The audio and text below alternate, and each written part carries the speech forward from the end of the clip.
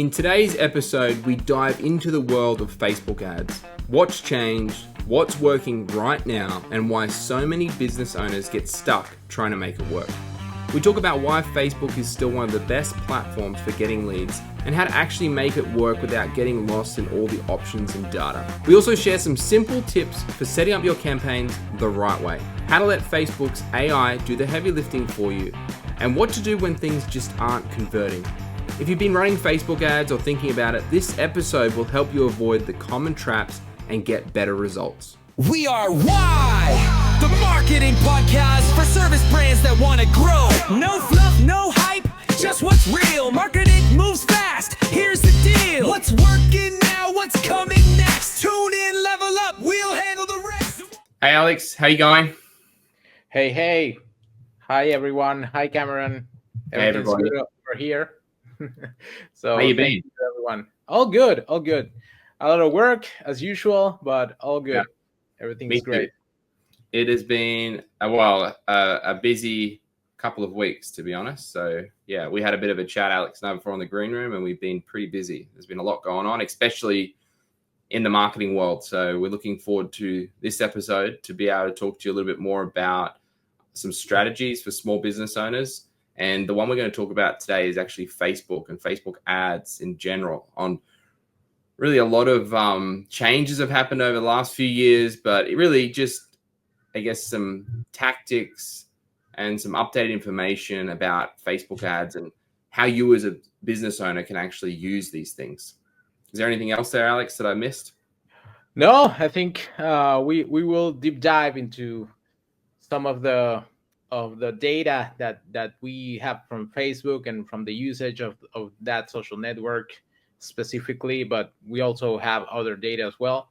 And yeah, I mean, there's a lot of things to talk about, but we'll try to keep it simple, so people don't get lost in the whole deepness of the sea of Facebook, because it is deep. So, It's crazy. Yeah. There's too much data in there. Well, how about we start with just some of the challenges? I think that's probably the one thing that everyone's thinking of. I mean, you go back to Facebook and you try and maybe run ads yourself as a business owner, or you try and understand the analytics, or even just let alone just look at the dashboard and figure out what's going on. Let's talk about some of the challenges that maybe we've had, but also let's put the shoes on of the business owners here and also let them know of some of the challenges that we've seen some of our clients actually have over the years. Yeah. Well, Facebook is it's a really complicated platform. I mean, just talking about Facebook, not talking about Meta, the whole company, which they have Instagram, they have WhatsApp, they have this new metaverse that they're building. That I don't know where that's going, but it's going somewhere. And they have a lot of stuff. But specifically Facebook, it's complicated because they do a lot of changes over time, and they have been done a lot of changes since this whole thing started, right? So at first it was a simple deal. You just put some ads on and you will grow, and you would have some people on, and you will start selling to those people, and that's fine, and that was fine at the moment. But they have built this huge platform with a lot of options, with a lot of targeting options, with a lot of segmentation, with a lot of tracking, tracking and placements and things like that. So people tend to get lost when they first go in, because it's just a lot. It's a lot of information.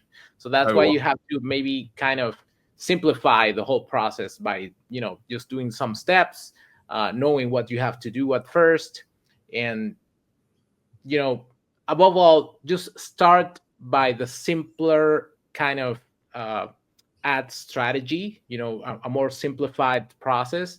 And while you're at it, you can just add some things and start getting into the little things, and start getting into the targeting, and start getting into the geo locations, and start getting into the pixels, all of these little things that and big names that people really don't know about, or the people that are not in the digital marketing world, that are not working with Facebook all the time, because I don't know, I've been working with Facebook since forever, and you too. So a lot of people that start for the first time just driving ads and see, okay, so Facebook is a good platform, let's bring people in.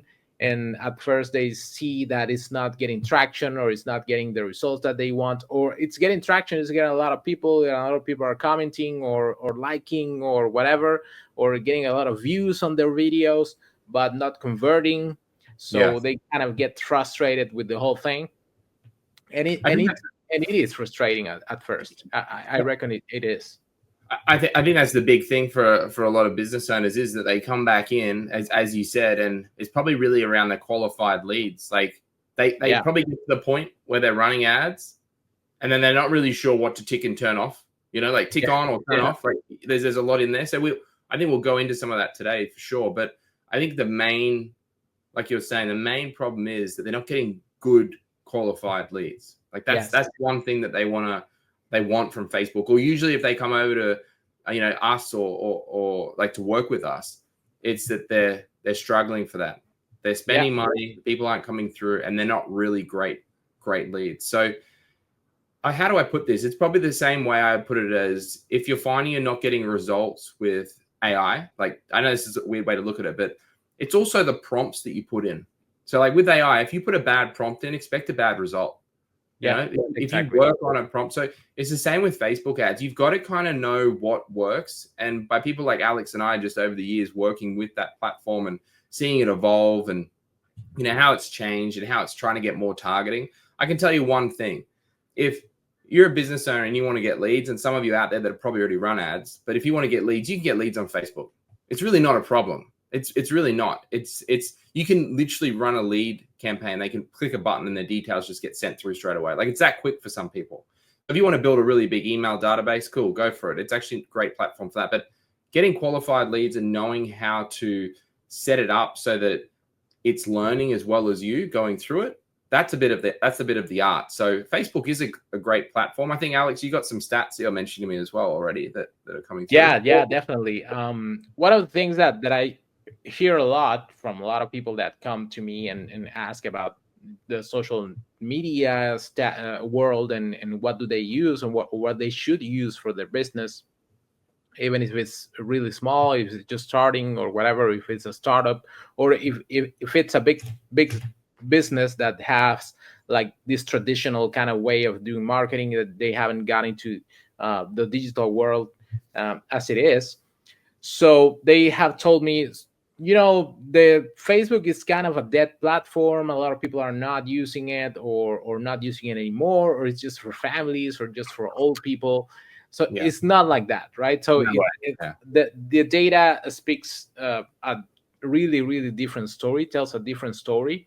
So right now, for example, we have the latest data from Facebook is that there are more than 3 billion Facebook monthly active users all over the world.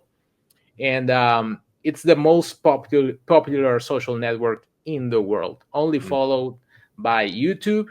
And there are other two platforms, which are Instagram and WhatsApp, right? So the first one is still Facebook. So they are far from being over. They are far from being, dead or whatever. So that's the main thing that we need to know. There are a lot of people on Facebook right now using it, seeing the content, watching videos, engaging, clicking on the links. So there's a lot of people there. So that's one of the things. The other thing that I have here is that is the third most visited website. Okay, not everyone uses the Facebook app, on the mobile. A lot of people scroll through Facebook on their computers. So Facebook right now ranks third in the world, okay, under Google and YouTube. Okay, so that's another data that it's pretty amazing. And the fake accounts. Some people say, oh, there's a lot of fake accounts on Facebook. Facebook is actively removing fake accounts every day. So they have removed almost 1 billion accounts that were kind of spammy or fake, or just fake profiles or people that are just doing things that they shouldn't do on Facebook. So they do it every day, and they remove those accounts. So it's also a matter of, is it a trustworthy platform when you go in and you get people watching? Are these real people? Are these people that can actually engage with me in a way that is useful for me, in that they might be potential leads or qualified leads, as you mentioned before. Then I have a lot of I have more data, like the engagement rate and things like that.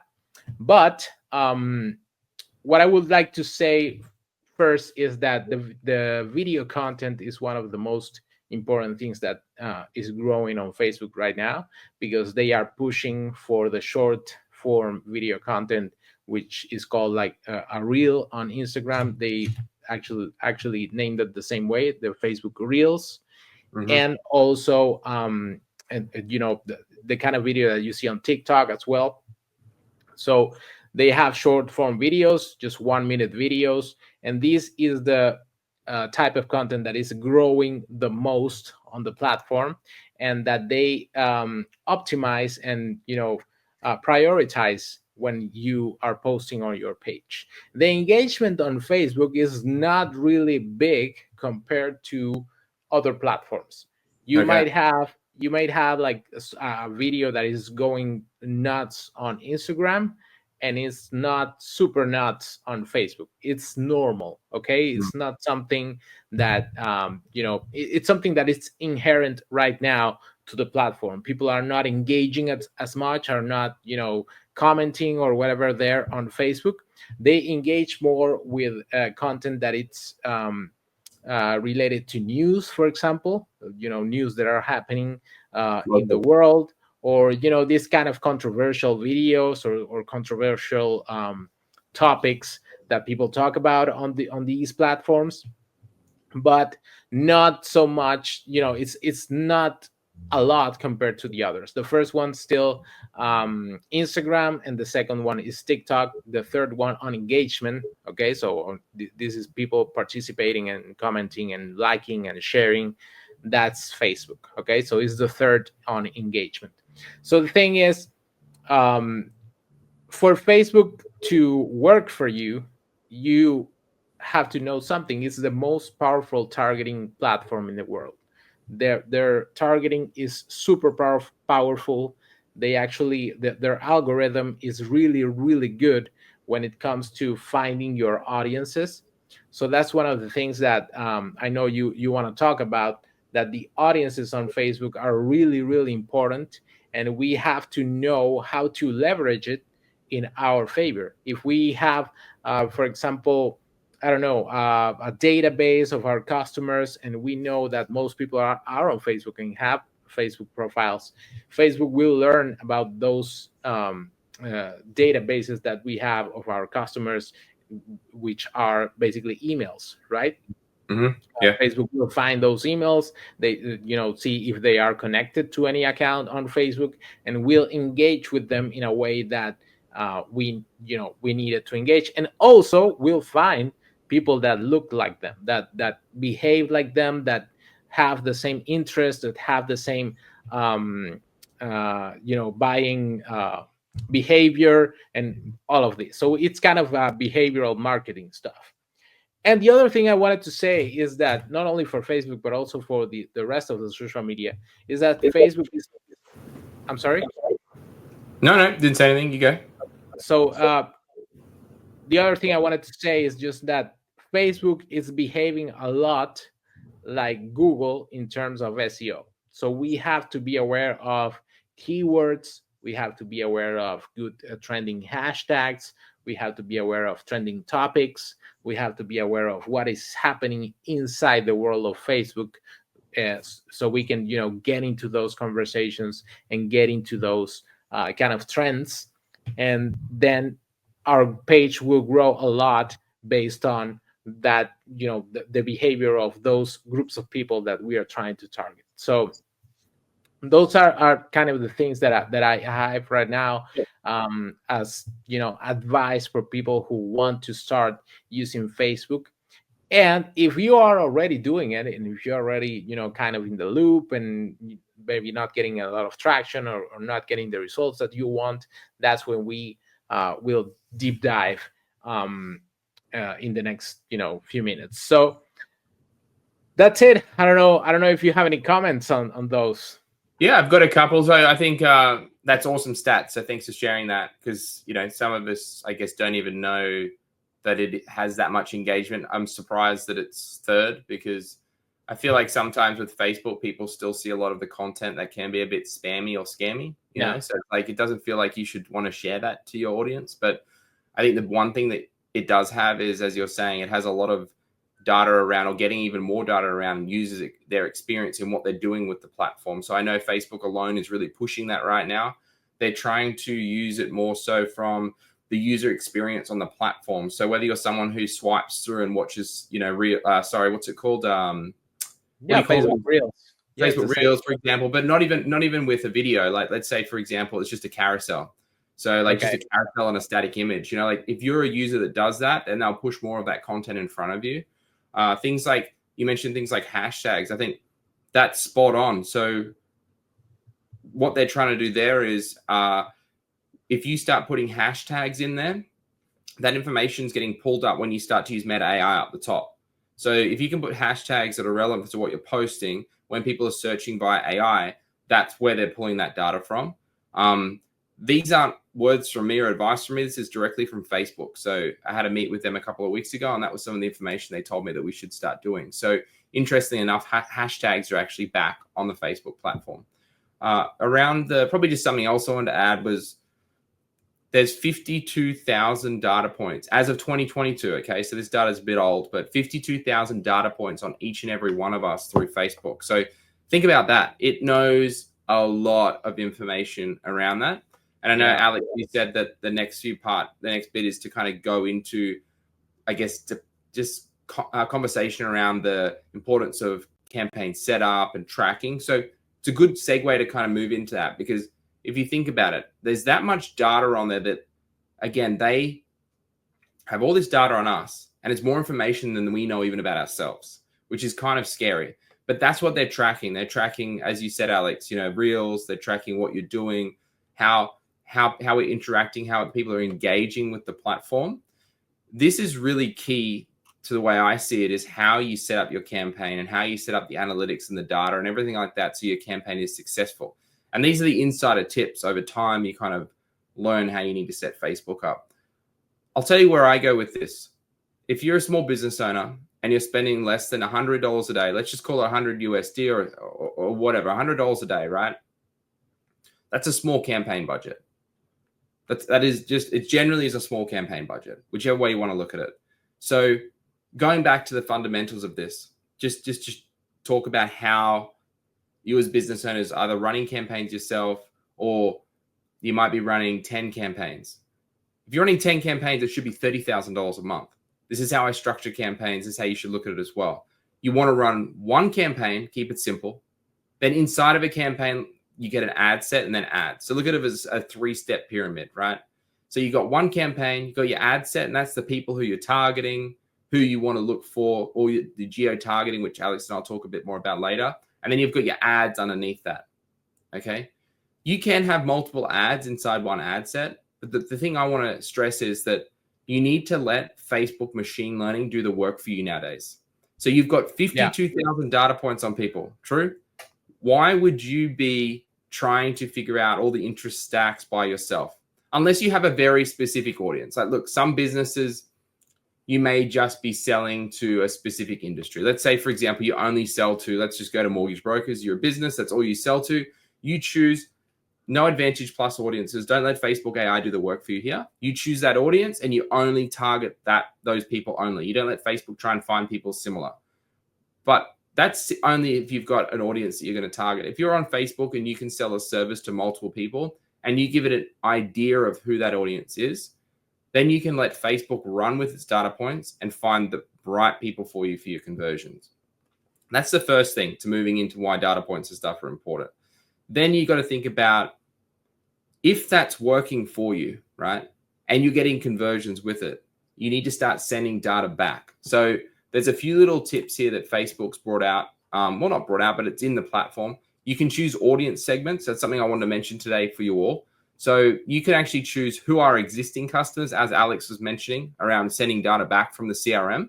Or you can also choose engaged audiences. So people that have interacted with your products or services, that's an engaged audience.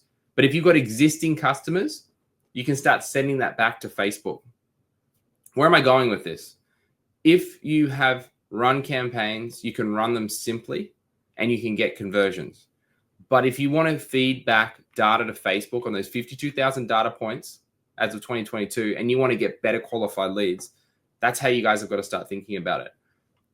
You know, I think Alex would agree. You know, there's so many benefits of being able to integrate Facebook with your CRM or with the data that you've got by sending it back, because it will learn. Hey, look, just a pro tip that I always say too. Honestly, I don't know if you've done the same thing, Alex, but if you've got a campaign that's just not working for you, and you think you've got the best audience, you've got the best targeting, you've got the best copy, you've got the best graphic, you think it's great, sometimes you can just turn the campaign off and duplicate it and get it to run again.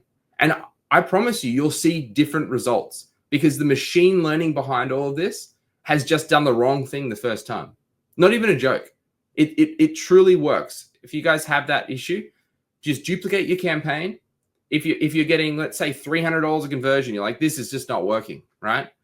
And your cost per lead, you've sort of gone, well, I can get $150 per lead and it's still beneficial for me. And let's say it goes to 300. You can literally just duplicate it and start it again, and you may end up with a better result.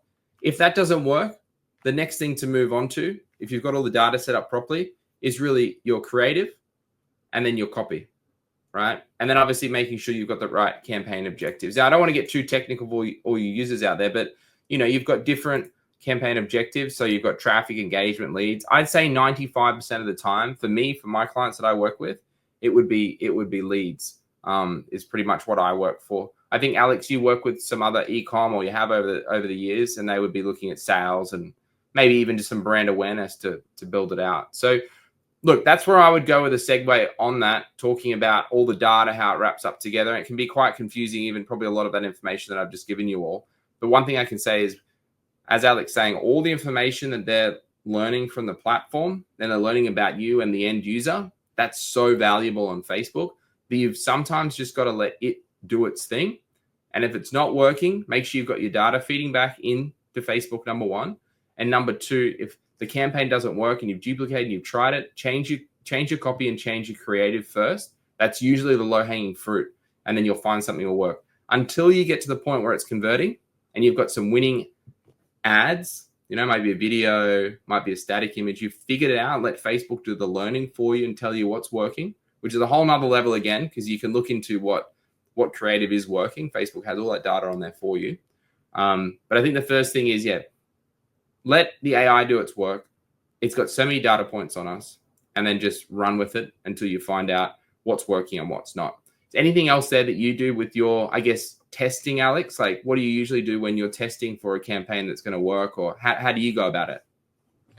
Well, basically, if I do have some kind of good budget to just play with, what I do is just create couple of types of campaign. One is just awareness and is more broad, so people can learn, Facebook can learn about the people that I'm looking for, and can learn about the people that actually engages with my content or sees it, or actually does something with the ad. And I do others that are more kind of in the realm of more targeting, with more specific interests, with more specific geo-targeting, with the more specific stuff. And those campaigns always have like a very, very specific goal, which is, lead generation, or, opt-in, or this all of these options that Facebook has that actually are call to actions for people, to actually perform on the ad. So that's what I would do. I would just test it out, and the broad one would give me a lot of data that at some point it will seem that it's not very useful, but in time that is good for Facebook to be able to place your ads into a more targeted audience after that, because Facebook Yeah. already knows about your product, knows about the people that are engaging with you, knows about the people that are actually interested in what you're saying, knows about the people that are actually following you, the audiences that you've uploaded. They know more about that. Facebook knows more about that.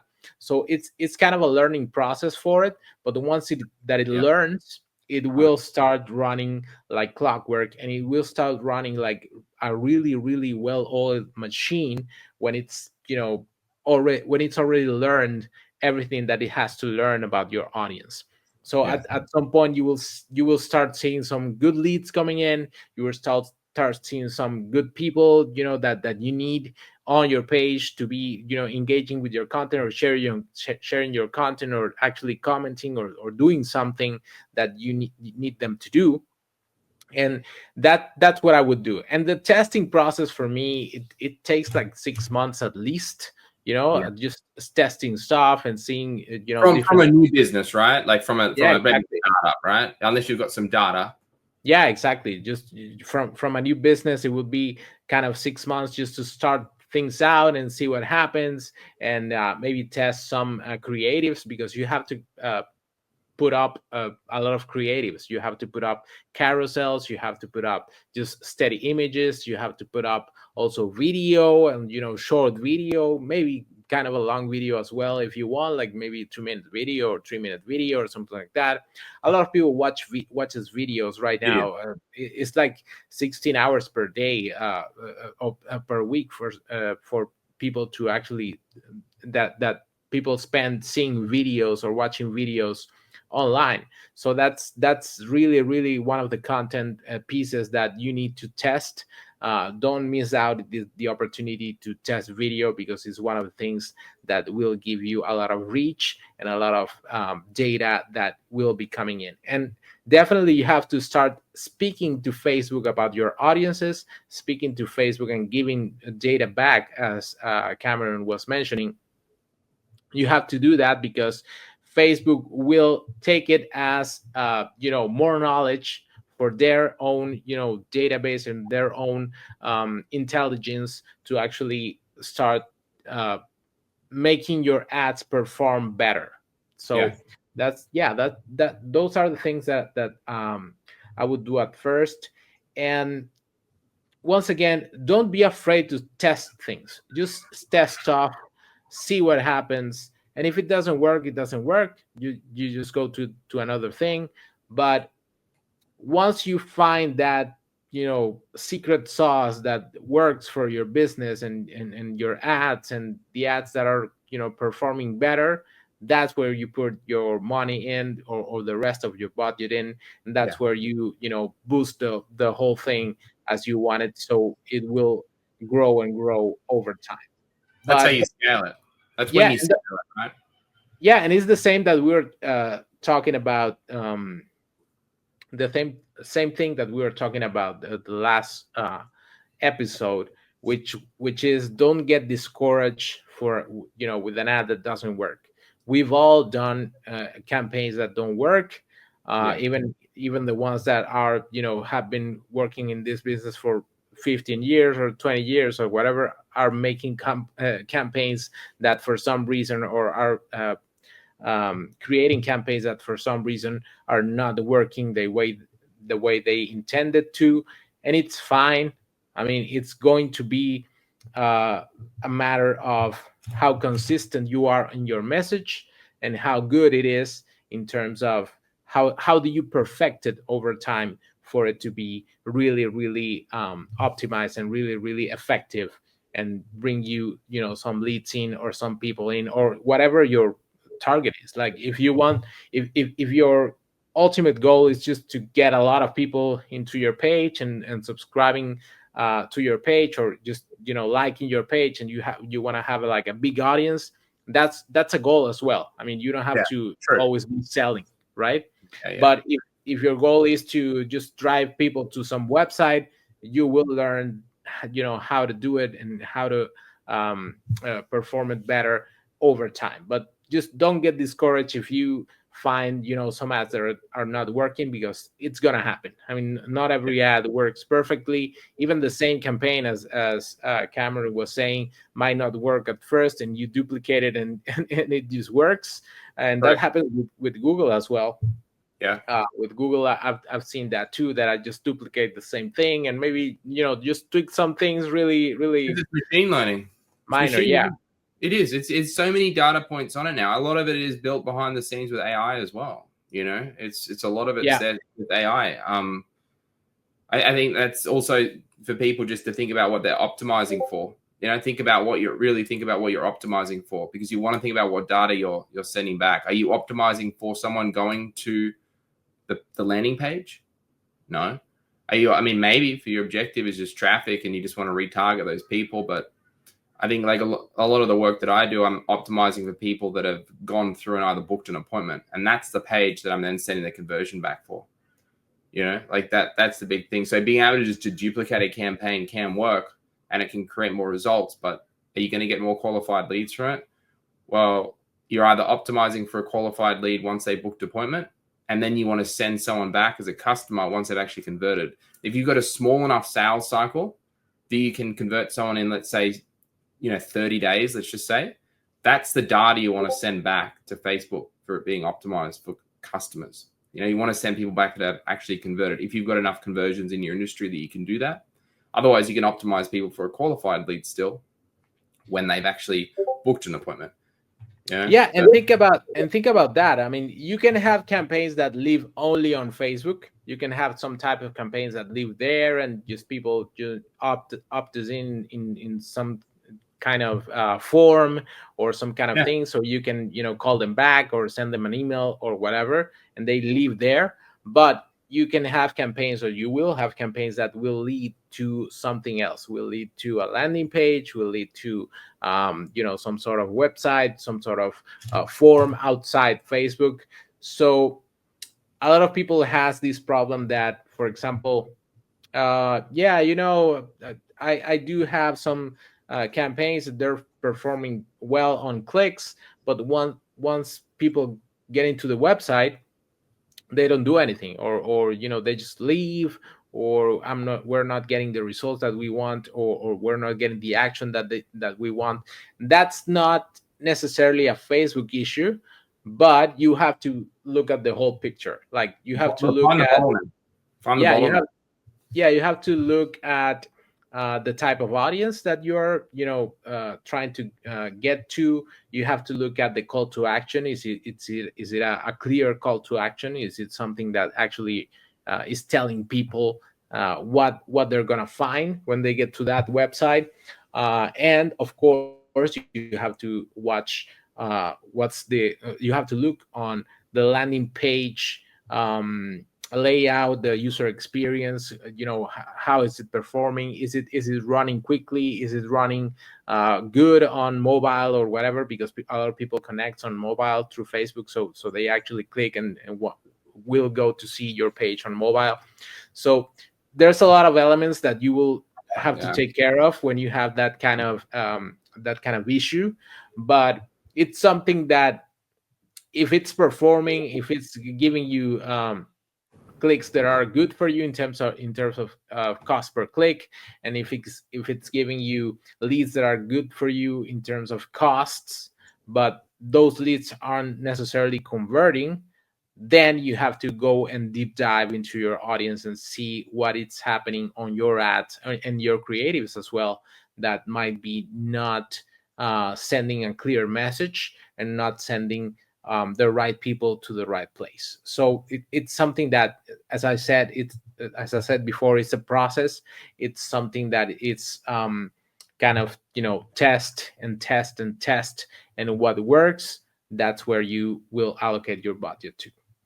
Absolutely. I think that's a good way for the business owners to think about, how to find that bottleneck, test it out, see where it's going through, build out your funnel, like draw it out. The other thing I would say too, to help you all out, is use ChatGPT. Let's just stay with ChatGPT, or you could use Gemini, whatever you want to use. But even try to just take a screenshot of your dashboard and just chuck that picture in, and then ask it to analyze the data for you and say you're looking for a bottleneck. It will work through it with you. I mean, that's the beauty of where we're at in today's, age. We can actually go, well, how do I do this? How am I going to find the time with it? I mean, even us as, marketers, we do it ourselves because we want to see maybe another perspective of where something's going wrong. You can even put creative in there as well. And it will give you feedback based on it as well. The big reason why I say put that in there is because there is a lot of data inside Facebook with drop downs and behind the scenes and reports that you can kind of delve into yourself and try and figure out where that bottleneck is. But by using these tools, it'll just make it a lot more simpler for you before you get to the point where you can decide that you're going to offload this to a marketer in your business. You might not be at the point yet. You might be running ads yourself. You might want to learn this before you hire a marketer to do it for you. It's just a good way for you to be able to have that, I guess, custom, AI. You could even customize it a gem on Gemini or a custom bot on ChatGPT, right? So have a channel there that you can drop it in and have that conversation with and try and figure it out. Advanced techniques, I think I was going to have a little bit more of a chat about that. I think we've definitely talked about a lot of techniques that people can use. Number one, we've talked about creative. Number two, I think video is another really huge push. I would just say to the listeners out there, don't put video. This is from me with experience with a lot of campaigns over the years. Don't put videos in the same campaign as your static images. Alex, you might have a different look on it. I mean, Facebook even has a different look on it than me. So for me personally, I don't ever do that because, and whenever I talk to my Facebook rep, I just wouldn't do it. The reason why is because video takes all the budget away. You're getting views on videos for 1 cent, right? Whereas a static image, you're not going to get it that cheap. Video traffic's always cheaper. So I would say, advanced techniques is something like that. The other thing I would also say, and Alex, you might have a few other advanced techniques, but just rapid firing a couple here for the business owners, is monitoring ads, scaling. Every 3 days, jump in, check your ads if you're at the point where you can kind of test and then repeat. Scaling campaigns, don't put more than 20 to 30% of a budget increase on that campaign in that testing phase. If you see it's working really well, you're going to have to scale it up 20 to 30% a day. You can't just go from 100 to 400 to 500 in a day. It's not going to work. You've got to scale it up. A big thing, if you've got underperforming ads, I always say, again, not just duplicate it, but change your creative and change your copy first. That's all you need to do. It's usually one of those things. It's either creative or the copy. Okay, that's like, it's weighed in so much to these platforms because, again, the machine learning's there. If you change that up and you still see that it's underperforming and you haven't duplicated your campaign, then maybe you need to look at your offer. Simple as that. What's the offer? True? Is it good enough? So, I mean, they're probably my three things. There's some things that you can do inside of Facebook that will make big differences that are really easy to do. But as a business owner, I understand it's overwhelming. So use ChatGPT. I would 100% say use that until you're at the point where you can hire a marketer. But if you are working with a company right now and you're finding that things are underperforming, hopefully some of those tips can help you just by having a quick look and seeing what's working for you. What about you, Alex? Is there any quick wins that you can think of for business owners with their Facebook campaigns? Let's say that they're just back to that point where they're just not performing. They can't figure out what to do next. Is there anything you go to? Like, what is the thing you go to go, I'm going to check this first? Well, the first thing that I go to is the creatives. Definitely. That's one of the things. I actually had this campaign recently for an e-commerce website, and they had this amazing campaign. It was really, really good. They created this kind of video with someone talking about the offer. They had this really good discounts on some things, and they were really clear of what their targeting was. The whole thing was really, really well made. So we started it, and it wasn't performing. So it wasn't doing great. So and it was a click to website campaign. They had to go into a website. On the website, they will watch a video, and the video will tell them what to do, right? Yeah. So what I did was basically, okay, so why are people not going to the website? And then I checked the creatives and said, okay, let's change this call to action to this. go to this website or click for more or things like that. I don't remember exactly the details, but it was something like that. And Yeah. I actually changed the colors, like the colors of the buttons, the size of the letters, so they were bigger and more clear. And I actually started watching the caption and see, okay, so what's happening with this caption, reading that and saying, okay, so this is not clear at first. Let's just put something really, really, really specific at first and see what happens. What That's a really happened good was, point. We didn't yeah, talk about landing pages. This is gold. This is good. exactly. What happened was that, actually after those changes, people started clicking. So that was good. Okay, so we fixed one problem. We had another problem, which was, so people are not actually converting once they get to the landing page. They watch the video, some parts of the video, or like 30% of the video or something like that. It was like a 1 minute, 1 minute and a half video or something like that. But they're not, doing what they are supposed to do on the landing page.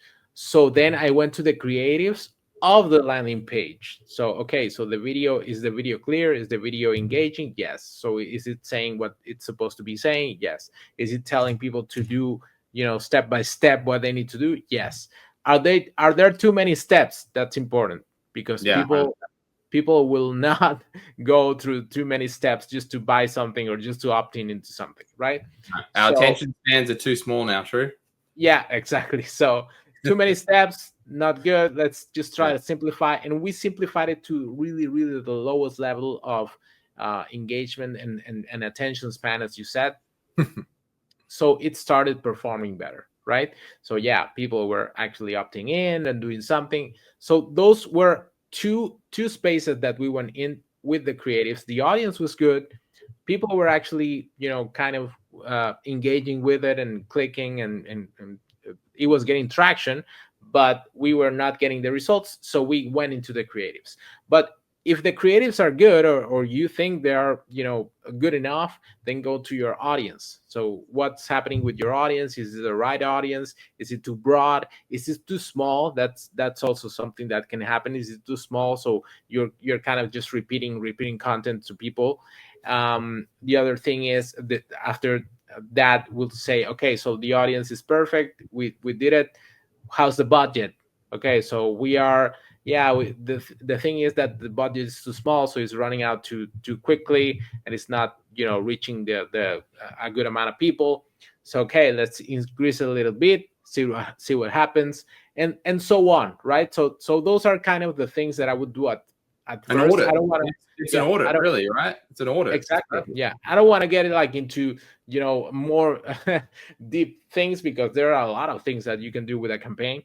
But well, those are like the main first things that I would check, the creative, the budget, the budgeting, and the audience. And after that, if you have those all of those figured out, you just have to wait and see what happens, and just read the results. After that, let's see the results. Okay, so people are watching the video, as I said, like 30% of the video. So maybe the video is not good at first. Let's just put something that engages people a little more, and we'll test it out. We make A/B tests. That's pretty good as well.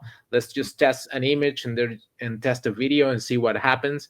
I agree with you 100% of not putting the video in the same campaign as the images, because the video, first of all, Facebook will prioritize the video over the image. Absolutely. While you're testing anyway, right? While you're in that testing phase, like without getting Exactly. too technical for listeners out there, but if you've got a ad set budget optimization and you're letting Facebook spend the budget on what ad is performing best, like it will, let's say you got a $10 budget per day, it'll spend $8 on the video and $1 on the other two ads. Like it will just automatically go to it. So when you're testing, you'll never quite know. And I think you're always testing. Like we're always testing creative. And that's what I mean by that. It's like just you're gonna see, okay, so a lot of people are watching the video, but not a lot of people are clicking on the image or seeing the image or whatever is not performing well. That doesn't mean that the image is not good. It's just Facebook is prioritizing one over the other. So you better separate it. So it's clearer for you what is performing better or not, and they have like kind of the same budget, they're competing in the same level, right, of budget, and with the same audiences, and it's just not letting not don't let Facebook just decide for you some things, because Facebook will prioritize some types of content that performs better in order not only to make you feel that your ad is performing well, so they incentivize you to actually spend more, but also to just optimize the budget according to their algorithm and their systems. So it's something that you need to be aware of. Just don't let Facebook do the whole thing, because if you do that, you're gonna get results that at some point are gonna be confusing for you, and you're not gonna get clear results. So yeah, and placements too. Like, I think that's the other thing. A lot of people get worried that they're going to put on, what is it, Advantage Plus placements, Advantage Plus audience, which is literally just letting Facebook like control it for you. That's another big no-no. You've got to control where the placements are going to be. Don't use any of that Advantage Plus sort of stuff. I mean, you can use it with the audiences, again, if you're testing and you need to allow Facebook to find the right audience for you. I've had success. If it's like a broad thing, like a correct. If it's a broad thing, I mean, spot on. Especially for in Australia, I find that, like, if we're dealing with, depending if it's geo targeting. I mean, if we're geo targeting a location and we've only got that location on, then I'll test it out, right, and just see how it goes. But if you've got a very specific audience and also placements, as you start to go through and you analyze it, you'll realize what placements work. I think still the most popular for me today, as far as a placement, would be the Facebook feed. I don't know if that's the same for you, but for me, when I look through and I find out what's converting the best, it's usually always the Facebook feed. But you can't just run only Facebook feed, right? You need to think about it that, let's say you run 3 placements, hypothetically. It will still split 33, 33, 33. So you need to, 33%, I mean by that. Like, you've got to kind of split it across. So yeah, there's a lot in there. I think for business owners, though, to try and that's a really good point you mentioned. I think an audit every time is really beneficial, instead of just maybe going through and trying to figure out yourself like a bottleneck. The audit's a great idea. Do your own audit each time. And then something we probably didn't talk enough about, which you really did mention in that, was the landing pages. I think it's so true. You can also sort of put up like whatever you want to call it, maybe like a firewall or something on there. Like a sort of, what I'm trying to get at is, people will come through, they'll go to your landing page, they might watch a video, and then they'll start filling out a form, and they might book an appointment, right? Anyone can kind of do that and fill it out. It needs to be simple enough to get to that point, like you were saying, Alex, right? It needs to be simple, it needs to get them to that point. But what if you, and we do this for some of our clients, what if you could segment that so that if they were to choose a button before that qualified them, and it sends them off to the booking page, or it sends them off to another page that talks about the next steps. Just think about this. Let's get really technical just for a second. If you qualify people when they're on your landing page and you have 2 different pixels, let's think about this. And you only, once they're qualified. So for example, have you got, I know there's some of these things we can and can't say, but let's keep it simple. Have you got $100,000 to invest? Yes or no? If they say no, they go off to this other page and it automatically talks about other options that they can do. Those people don't go towards that pixel. If they say yes, they go to the booking page, book an appointment. They are qualified people. I'm giving a very basic example here, but what I'm trying to get at is that if we're talking about landing pages and you're sending traffic to a page, you have the freedom to qualify these people before they actually get through to you. So that's wrapping back to the start when Alex and I talk about, you can generate leads, but how do you get them to be more qualified? I think definitely landing pages are a really, really good way to do it. Facebook forms is getting better. I haven't used it yet. I don't know if you've used it yet, Alex, but it's been out for probably about 3 or 4 months. But now you can get someone to verify their mobile number with an SMS as well. So I don't know if you've tried it. I haven't used it yet. Yeah, I've used it. It's good, but I think it's kind of still early. Okay. I don't know if a lot of people do that because the campaigns that I've used it for are kind of small campaigns. But for the bigger campaigns, I don't know if it's gonna be effective, because a lot of people don't like that. Don't like to be receiving SMS and stuff like that. But yeah, maybe it won't go through. The SMS won't go through. Yeah, exactly. So a lot of people don't like that, but I mean, it's something that as I said, Facebook is kind of implementing for the past few months, and it's something that will get perfected over time. So maybe at first, not, I wouldn't go into those. I would go into, just a regular types of campaign, and something more basic if you are starting. If you're already on the loop, maybe you can try something, but I would recommend not to go too deep into those right now. Yeah, I agree, man. I think it can be confusing. Sorry if you guys heard that beep. My phone just went off. So yeah, it can be confusing. I mean, there's a lot in there. I think even just to listen through today and just think back to where we started and where we are now for these business owners, it's really overwhelming. It can take a lot of time to understand Facebook, but for a service-based business, these are probably the advanced strategies that I think Alex and I would say for you to start and have a look at. Maybe we'll just do some rapid fire questions and we'll finish it off. But like, what are the biggest challenges with Facebook ads? I feel like we've probably covered a lot of that, but what's the one thing for you? And then I'll give you mine. What's the one thing for you that bugs the hell out of you with Facebook? Well, one of the things that maybe I could mention is basically some targeting options. So the targeting options were, much more specific Prior. in the past, prior, yeah, to this kind of privacy thing that Google and Apple implemented.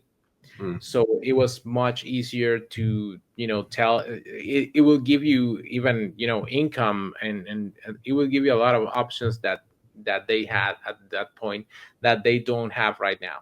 So at some point you will find the targeting of Facebook to be much more broad than what Yeah. you want, right? But what I do with that is just focus on interest, because the interests of people, what they're the content they're engaging with, and all that gives you a lot of good insights for the audience. But it kind of tends to be sort of a problem at first, because you don't know how to target some audiences. You don't know really if it's gonna work, because it might be too broad. It might drain your budget or something. That's the main point, because a lot of the privacy policies that these sites have implemented have made for Facebook much harder to actually check more specific data of the people. But yeah, that for me, that's the main point. The thing of finding the right audience, if it's too specific, too local, or just too limited to one kind of geographic area or things like that. Those are pretty it might be pretty tricky, if I may. Yeah, I agree with you. I think the other thing too for me is definitely the same as that. I mean, everyone's still complaining since the iOS update issue back in, what was it, 2020, whenever it was. 2020 or something like that. Because it was easy for us, for marketers, and I'm sure all the listeners have heard that so many times before. But yeah, it's made it a lot harder for us. But I think even, like we've spoken a lot about it today, but it is, seeing what the machine learning will allow you to do. But then again, it is sending data back. It's if you've got a CRM, you can send data back. Not all of it will be matched, but there's a lot more that'll be matched, and a lot more audience that it may find by doing that. But yeah, it's, for me, probably the biggest pain point. Let me have a think about this. Is probably, look, it's probably similar to a lot of the things we've said around, for me, would be finding the winning creative and then continuing to scale it. I still feel like, because I'm always testing content, I'm a really big believer in that. So it's finding what works. Sometimes you think something's going to work and then it doesn't. And it, you know what I mean? And it frustrates you. So, and it's probably the same as what a lot of the listeners get, even though, we're running a lot of campaigns. I'm probably running somewhere between 20 to 30 campaigns a week that we're managing, like not even a joke. And that's just on Facebook. So, we have to manage and do a lot of creatives, and some things just work and it's beautiful and we just let it run. You know what I mean? And Yeah.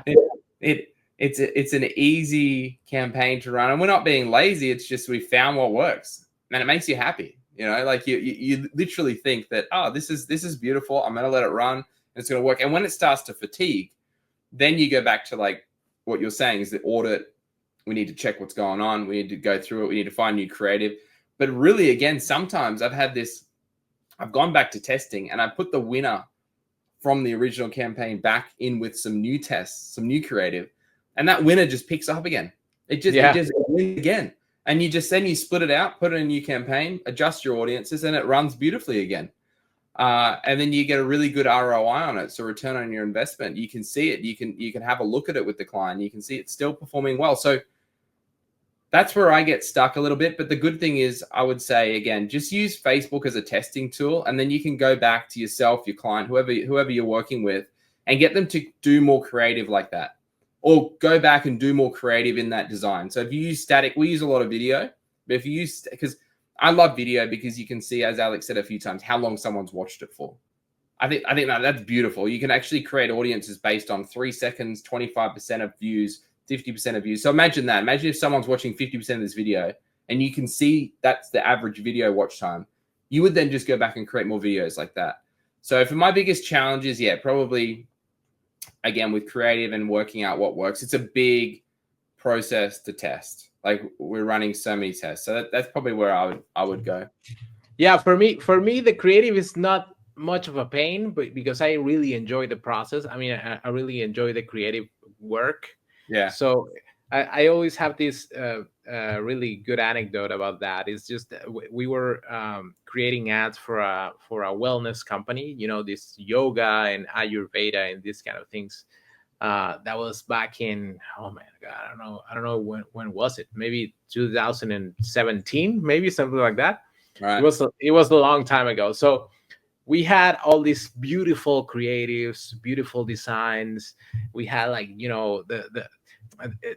was the personal brand. So she had like these beautiful pictures with, a photo shoot that was professional and all that. Right.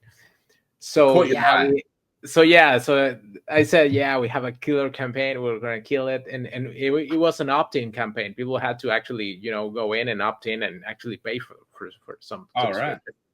So let's do it. We started it. And I started testing, and I tested one that it was just, it was kind of the same or a similar caption to the other ones with these beautiful images and all that. But it was just a picture of some people in one of the yoga retirements. It had like a dog that I'm pretty sure it was like a street dog. It was not even a dog of someone who was there, but it was there in the picture. But I just tested it. Like, let's test with this photograph, because the photograph, the kind of the whole vibe was really good. So let's just test it. It was just a photo, nothing written, no message, just the caption, the photo, and that's it. And just a little call to action. And that was the one that exploded. The other ones did, okay. But that was the one that was bringing like 70% of the opt-ins. and I joked with this guy, this colleague that was working with me at the time. And he said, I don't know what is it. I don't know what it is. I don't know why it's working. Like, we didn't know why that was the one. So everything after this now has dogs in it, right? Everything after that has dogs in it and a static image. Actually, he told me at some point, I think it's a dog. Yeah. I think it's just a dog. It could have been. Look, that's the thing. It's, again, testing. You don't know until you look. And the good thing is you had the eye for it, and you're going in and checking it, and you had like probably a 3-day process or a daily process, right? The optimizing, like, you've got to check it. And that's the thing. You can't just leave an ad and go, oh, it's going to work, and throw it out there and then come back a month later. It's like you're keeping an eye on it, and you knew that campaign, but probably it was a clear winner, I imagine. Yeah. Was it just huge? Clear winner. Like, as I told you, it's like 70% of the whole campaign. It was that ad. So, and I remember we talked to him, you and me. We talked to him a few years later, and he mentioned this campaign, And he said, yeah, I think we're still running it. Like at this point, we're still running it 3 years later. It's the same campaign. It's the same photo with the same dog. It was crazy. Well, that's the beauty of it. If you find something that works, just run it, and then Yeah. you've got to have the backups ready. But always be testing and get ready for that one to possibly fatigue. Yeah, You know? exactly. But Exactly. that's the guessing game of the world we're in. Some things will work and some things won't. So, you know, for the listeners, you've just got to keep on it and keep learning and like educating yourself. Obviously, people who are listening to this today for that reason, you know, like you've got to keep doing those things, because with the knowledge that everyone has in the marketing world, I mean, it changes so very quickly. It changes really, really fast. So now that's true. I think you and I both, that's very funny things that we both have issues with that we definitely want to that we try and fix and try and figure out, because they frustrate us with Facebook, right? Now, look, I probably have one last thing for us to go through. And I feel like for the listeners, it might be something on how you go about making that creative. I think that's something that people struggle with. And I mean, I know you and I probably have access to designers, or whether you do things in Canva. Just what's that creative process? And I think we'll wrap it up there for the listeners, because I know that some of them are thinking out there, I want to go run Facebook ads. I want to go give it a shot. You know, I want to go out and jump into Ads Manager Facebook and set up an account if they haven't done that yet. And I want to go and chat with ChatGPT and help me create my first campaign. But then again, to get the creative, to get the images, maybe to get the video, how do you go about, just briefly, how do you go about that creative process for either your clients or for yourself, or what do you usually do to prepare? Well, one of the things that I do is as I a book that I read recently, well, not recently, it's like, I don't know, maybe 2 years ago, that is called Still Like an Artist. Mm-hmm. And the book basically spoke about a lot of anecdotes in the art world and the music world and even the corporate world, that talk about people who did things that others did before and worked for them, and just maybe transformed them a little bit, but it kept working. So that's what I do. I just check what the competitors are doing that is working, right? That's one of the first things I do. I just go to my competitors, see what they're doing, see what they're talking about, and if what they're doing is actually working. Okay, because I don't want to invent the water, right? Like it's all out there, it's all there. So let's see what they're doing. I mean, they're probably selling stuff, they're probably running ads, or and you can actually see on Facebook if they're running ads. That's right. So yeah, let's see what they're doing. And after that, I don't steal it, right? You have to steal like an artist. So you have to do something similar, but adapted to your brand. So do something similar to that and see what happens. And of course, add some things that they don't have. Like, I don't know, if they don't have like some sort of a storytelling video, so maybe do something like that so you can test it out. If they don't have something that is similar to a carousel, things like that, just try to convert this idea into a carousel and see what happens. And the carousel will tell you a story, or will give you a journey, or will answer you some pain point that your customers or your potential customers may have, and things like that. And of course, just try to make it simple. Don't complicate it too much. Don't put too much text on. Maybe 5 or 6 words. Really simple. The caption, you can maybe go a little further, but on your image or your video, try to make it really, really that's the word. Really, really simple to understand.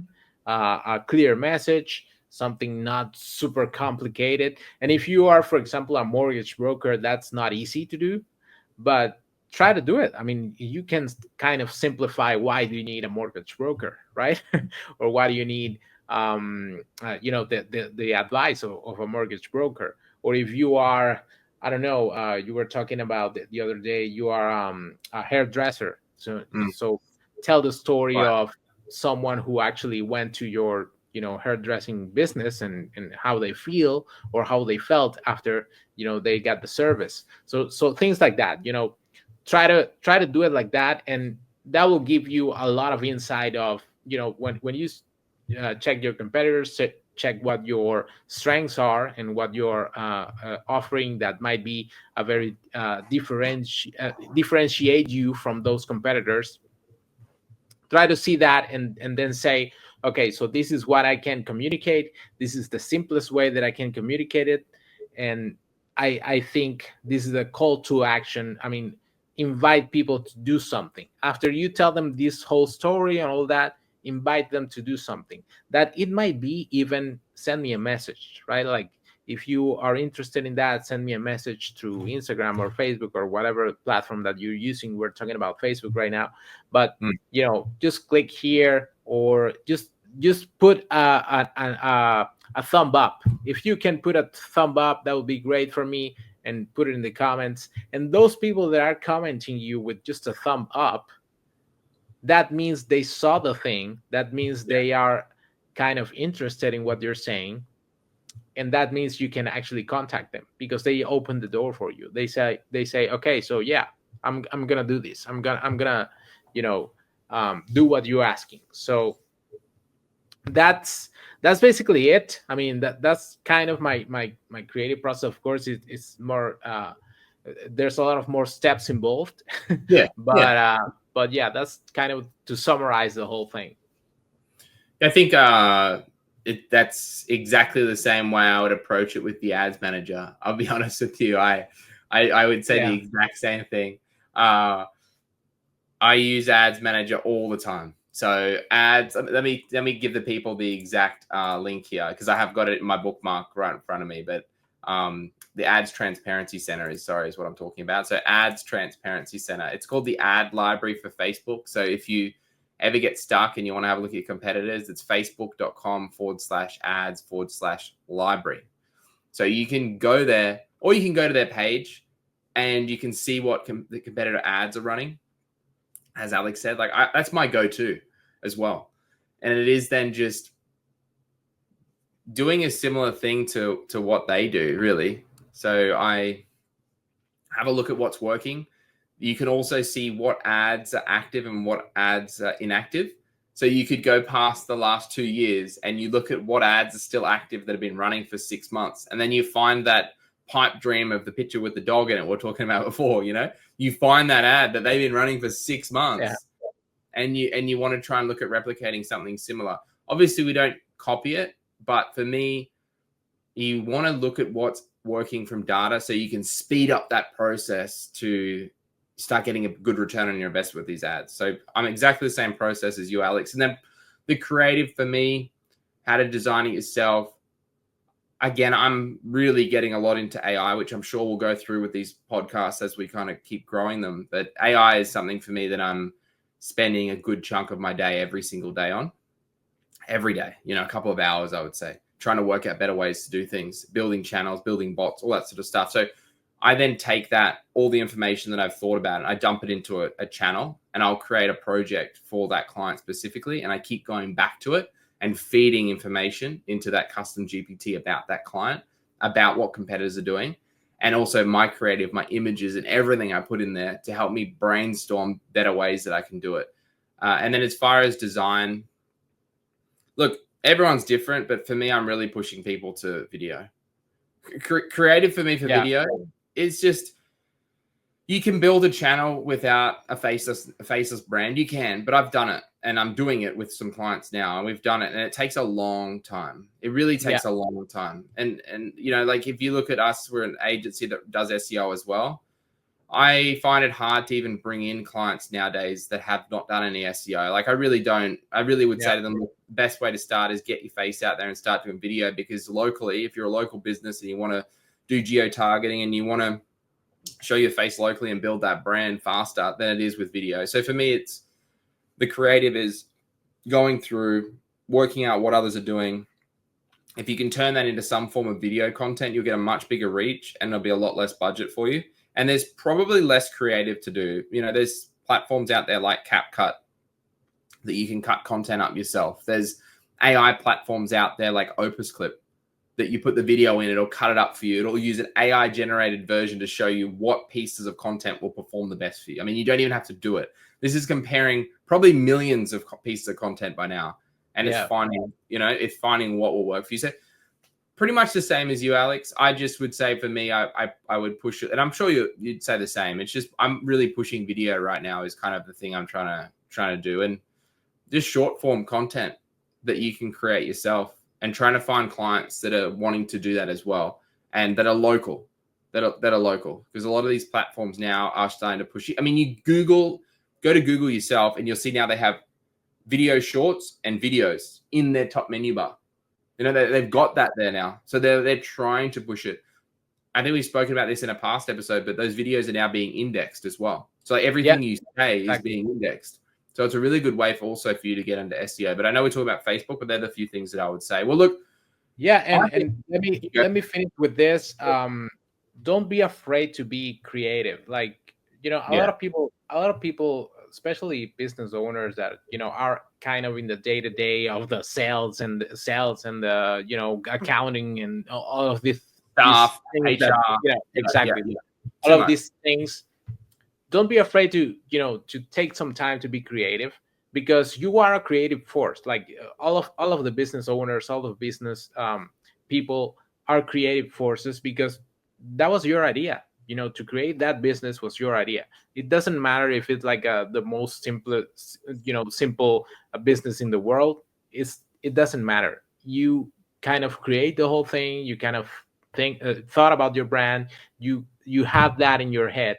So you just have to find a way to communicate it. So don't be afraid to show your face, because people are looking for authentic content out there, and for authentic businesses out there. If they see your face, if they see you talking, if they see customers that you have, telling their stories, that's what they want. That's what people will trust more, even more than just some fancy number that, hey, yeah, we've sold, I don't know, 1 million kind of things, right? So don't be afraid to do it, because and people think that, business owners, a lot of business owners think that the creative in a company is just a guy, just in a room full of paintings and stuff like that, and just a genius mind. No, it's not like that. It's really, really not like that.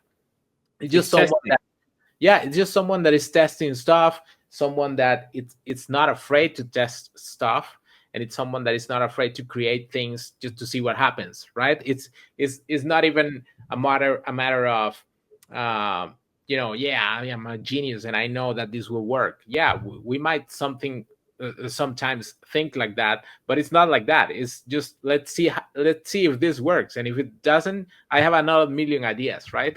that I can try. That's right. That's it. Yeah, I agree, man. Just get up the chair and give it a crack, and see what platforms you can use to edit it for you if you're not an editor. True. Like, just give it a crack. I think video content is the key, and then testing.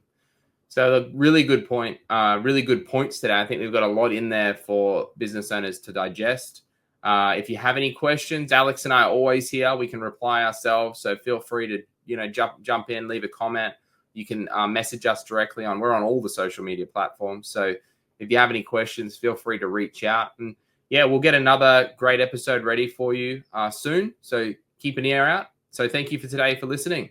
Thank you, Alex. Thanks, everyone.